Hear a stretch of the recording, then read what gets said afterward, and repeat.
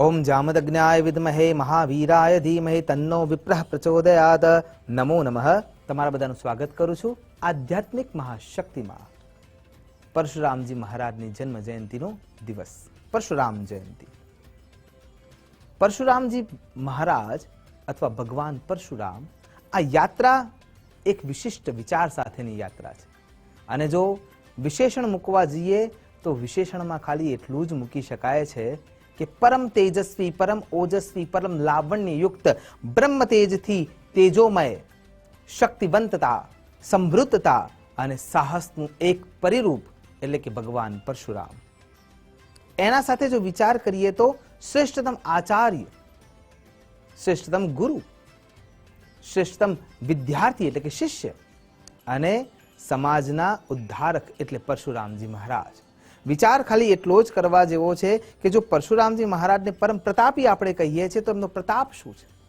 ભગવાન સાંબ સદા શિવને ગુરુપદ પર બિરાજમાન કર્યા પછી એમની ઉર્જાને આત્મસાત કર્યા પછી એમના હાથેથી વિદ્યુતભી નામનું પરમ તેજસ્વી પરશુ પ્રાપ્ત કરનાર કોઈ સામાન્ય વ્યક્તિ ના હોઈ શકે। એટલે ભગવાન વિષ્ણુના છઠ્ઠા આવેશા અવતાર એટલે ભગવાન પરશુરામજી મહારાજ। તો પરમ પ્રતાપી પરમ તેજસ્વી અને બ્રહ્મના દ્યોતક એ વિશેષણને જો વિચાર કરીએ તો જમદગ્નિ મહારાજ અને રેણુકા દેવીના પાંચમા સૌથી નાના સંતાન એટલે પરશુરામજી મહારાજ, જે શસ્ત્ર અને શાસ્ત્રને પોતાના સન્મુખ પાછળ સરચાપ તત્પર છે, હાથમાં વિદ્યુત ભી પરશુ તત્પર છે અને છતાંય મુખમાં વેદ મંડળ ગાજ્યા કરે છે, વેદના મંત્રો સતત ગુંજ્યા કરે છે। એટલે કે શસ્ત્ર અને શાસ્ત્ર બંનેને જે પોતાના સન્મુખ આત્મસાત કરીને બેઠા છે એ ભગવાન પરશુરામજી મહારાજ।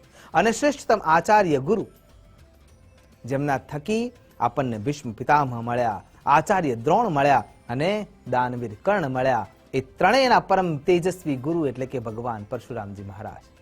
તો કોણ છે પરશુરામજી મહારાજ અને કેમ ભગવાન વિષ્ણુ નારાયણે આ અવતાર લેવો પડ્યો?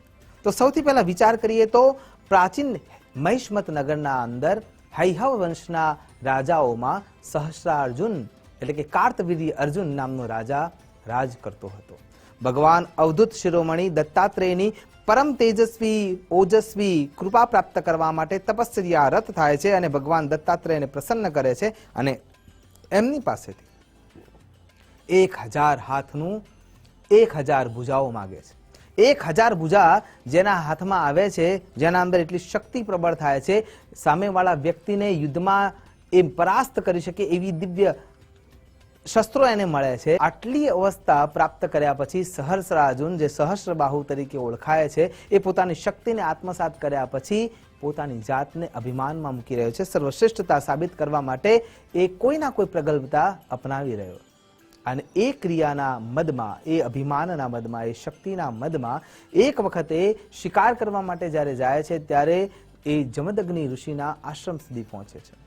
ઋષિના આશ્રમે પહોંચ્યા પછી જ્યારે ભૂખ લાગી છે ત્યારે ઋષિ આતિથ્ય નિયમોના આધારે એની આગતા સ્વાગતા કરે છે અને કામધેનુના દ્વારા એ સંપૂર્ણ સેનાને ઉત્તમ શ્રેષ્ઠ ભોજન કરાવે છે અને એ જમદગ્નિનો વિરોધ કરે છે અને એમ કહે છે કે આવી શ્રેષ્ઠ વસ્તુ કેવળ રાજા પાસે હોવી જોઈએ અને હું એને છીનવી લઈશ અને જબરજસ્તી કામધેનુને લઈ જવા માટે ઋષિની આજીજીવન કે આજીજી અથવા આ જીવનની તપસ્યાનું એ પરિપાક હતું, છતાંય એને એ ધ્યાન આવતું નથી, બસ એને પડાવીને છીનવી લેવું છે અને લઈને જતો રહે છે। ઋષિનો જે આશ્રમ છે એને તહેસ નહેસ કરી નાખે છે, મટિયા મેટ કરી નાખે છે અને પરશુરામજી મહારાજ ત્યાં આવે છે।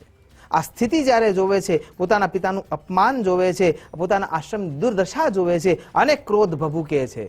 કેવલ શાસ્ત્ર દ્વારા આજની પરિસ્થિતિ પણ એ જ સમજાવે છે કે શાસ્ત્ર દ્વારા સામેવાળા વ્યક્તિને તમે હરાવી શકવાના નથી। જો એ અયોગ્ય છે તો શાસ્ત્રનો જ નિયમ છે શઠમ પ્રતિશાઠ્યમ, જે ખરાબ કાર્ય કરે છે એના માટે ખરાબ થવું જ પડશે, ગટર સાફ કરવા માટે ગટરમાં ઉતરવું જ પડશે અને એ નિયમ સાથે પરશુરામજી મહારાજ પોતાના પરશુને હાથમાં ધારણ કરે છે, ક્રોધાવેશમાં પહોંચે છે મહિષ્મતી નગરમાં અને એના નગરનો નાશ કરે છે। નગરનો નાશ કરતા પહોંચ્યા પહેલા એ મહિષ્મત રાજા જે સહસ્રબાહુ રૂપે ત્યાં સ્થાપિત છે, એ યુદ્ધ માટે આવે છે અને યુદ્ધના મેદાનમાં ભગવાન પોતાના પરશુથી એની 1000 ભુજાઓ કાપી નાખે છે, એનું મસ્તક કાપી નાખે છે, શરીરના ટુકડા કરી નાખે છે અને એને મૃત્યુદંડ આપે છે, કેમ કે એને એક નિર્દોષ બ્રાહ્મણ પર હાથ ઉપાડ્યો છે.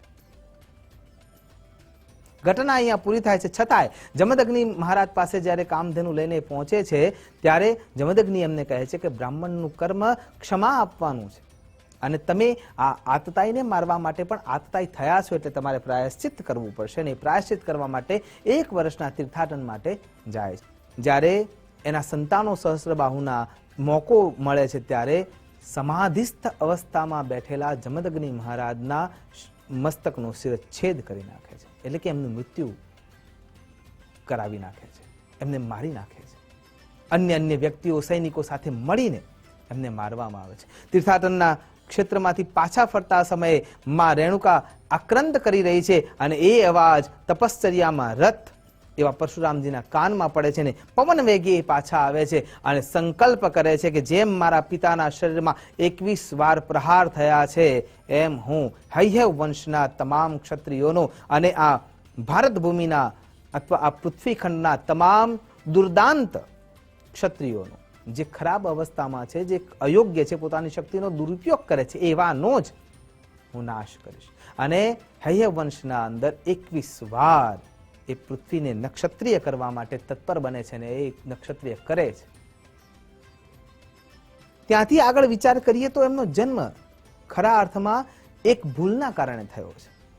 અને ઋચિક મહારાજ જે ઋષિ છે એ ઋષિએ જ્યારે સત્યવતી સાથે લગ્ન કરે છે અને સત્યવતીને ઉત્તમ સંતાન પ્રાપ્ત કરવું છે, ગાંધી રાજાના પુત્રીમાં સત્યવતી છે અને સત્યવતીને ઉત્તમ સંતાન જોઈએ છે, પણ સત્યવતીના મનમાં એક ક્ષોભ છે કે મારા માતા પિતાની હું એકલૌતી સંતાન છું, મારે પણ ભાઈ જોઈએ છે. અને એટલા હેતુથી હે મહારાજ, ઋચિક મહારાજ, તમે અમને એવું સંતાન આપો અને મારા માતાને પણ દિવ્ય મંત્રોથી સંતાન આપો કે જેથી કરીને મને એક યોગ્ય ભાઈ મળે. ઋચિક મહારાજ તપસ્વિત થયા પછી યજ્ઞના પૂર્ણ રૂપે પ્રસાદ રૂપે એક ખીરનું પાત્ર તૈયાર કરે છે અને અન્ય ખીરનું પાત્ર પણ તૈયાર કરાવે છે. તો એ બંને ખીર પાત્રોમાં એમને એવી શક્તિઓ મૂકી છે કે એક ખીરના પાત્રમાંથી બ્રહ્મતેજ ઉત્પન્ન કરનારું, બ્રહ્મત્વ ધારણ કરનારું સંતાન પ્રાપ્ત થાય અને બીજામાં ક્ષત્રિય કુળનું ઉત્તમ સંતાન પ્રાપ્ત થાય. પણ સ્ત્રીઓને ખબર નથી. સત્યવતી અને એમની માતા એકબીજાને મળે છે અને ત્યાં એમના મનમાં સંવાદ ઉત્પન્ન થાય છે અને વિચારો ઉત્પન્ન થાય છે અને ત્યાં એકબીજાને વાત કરે છે કે ઋચિક મહારાજે તારા પતિ હોવાના કારણે તારા માટે શ્રેષ્ઠતમ ચરુ બનાવ્યો છે કે પ્રસાદ બનાવ્યો છે જે ઉત્તમ સંતાન આપનારું હશે, એટલે આપણે ચરુને અદલા બદલી કરી દઈએ અને અદલા બદલી કર્યા પછી મને ઉત્તમ સંતાન પ્રાપ્ત થશે. અને એ બદલ્યા પછી જે સંતાન થવાના હતા એ વિભૂતિઓ ખરા અર્થમાં અલગ પ્રકૃતિની થવાની હતી. અને આ વાત જ્યારે ઋચિક મહારાજને ખબર પડે છે ત્યારે એમ કહે છે કે ભાવિમાં જે લખ્યું છે એ જ થવાનું છે અને એટલા માટે એમ કહે છે કે હે સત્યવતી, તારા સંતાનમાં ક્ષત્રિય કુળનો વેગ ધરાવનાર સંતાન થશે. જ્યારે મેં તારા માટે જે તે ચરુ ના બદલ્યો હોત કે પ્રસાદ ના બદલ્યો હોત તો એ તારા માટે બ્રહ્મ તેજવાળું સંતાન ઉત્પન્ન થવાનું હતું. અને એ માફી માગે છે અને છતાંય સંત તો સંત છે, મહાઋષિ તો મહાઋષિ છે, એ પોતાની પત્નીને એમ વચન આપે છે કે તો પછી તારું સંતાન બ્રહ્મ તેજવાળું થશે, પણ એનું સંતાન મારો આપેલો પ્રસાદ ક્યારેય મિથ્યા જઈ શકતો નથી. એટલા માટે એનું જે સંતાન થશે એટલે કે તારું જે પૌત્ર થશે એ ક્ષત્રિય વંશનો નાશ કરવા વાળું અને ક્ષત્રિય ગુણો વાળું થશે. અને એટલા માટે સત્યવતીના કુખેથી ભગવાન જમદગ્નિ પ્રગટ થયા, પરશુરામજી મહારાજનો જન્મ થયો. ભગવાન વિષ્ણુનારાયણની તપશ્ચર્યાના અંતે દરેક જે આતતાઈઓનો નાશ કરવા માટે બ્રાહ્મણોએ જે તપશ્ચર્યા કરી હતી એમાં ભગવાન સ્પષ્ટ રૂપે કહે છે કે હું આવેશા અવતાર તરીકે યોગ્ય બ્રાહ્મણના ત્યાં જન્મ લઈશ અને એ આતતાઈઓના નાશ માટે આ ભૂલ થઈ અને આ ભૂલના રૂપમાં ભગવાન પરશુરામજી અવતરિત થયા. આશા કરું છું ભારત સમૃદ્ધ થાય, શક્તિવંત થાય અને એના માટે આદર્શ શોધવા ના પડે, કેમ કે આપણી સામે પ્રખર આદર્શો છે. ભગવાન પરશુરામજી મહારાજની અનુકંપા આપણે પ્રાપ્ત કરી શકીએ, શક્તિ સમૃદ્ધ થઈ શકીએ, દેશની સેવા કરી શકીએ અને સાથે સમાજનો ઉદ્ધાર કરી શકીએ. એ જ અભ્યર્થના સાથે નમસ્કાર. અસ્તુ સદા શિવોહમ. નમો નમઃ.